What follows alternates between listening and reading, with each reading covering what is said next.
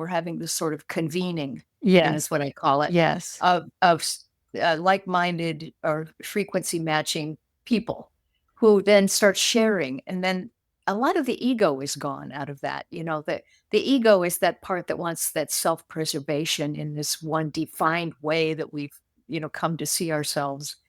And but as the people who are, you know, upping their frequency come together, they often have puzzle pieces that fit together and maybe have projects that they want to do, and or they're an educational group or they have, but it's fits together and there's a kind of a streamlining of things then an expansion of that knowledge base.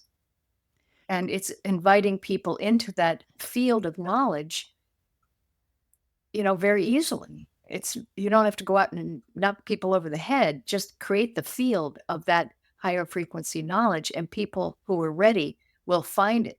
They're hungry for it. Yeah. If You you know. build, they will come. Hmm. It's so interesting because I mentioned when I started, I just came back from leading this retreat, and it was a group of like-hearted people, probably about 45 people, so from around the country. And the theme was a world that works for all. And all of these people, not all, but most of these people are very sensitive people, and we're sensitive to the planet and animals, and we're very much interested in creating a nonviolent, peaceful, loving world. And it was really interesting how all of our hearts opened. And for those that were kind of on not quite there, but they were part of us, that group, they all kind of shifted into the same energy pattern that we were. And even though we know that this idea of creating a world that works for all is still kind of a dream that we can't exactly see because we're not quite at that level of consciousness, because everyone's has so many different ideas about what that looks like. We were able to hang in just the space of that's our intention. And it was Hmm. magical. Something happened that was just magical energetically. And and I'm thinking that's enough. It's like we can't go out and make the world change and be like I am, or think like I do, or love animals like I do, or love trees like I do.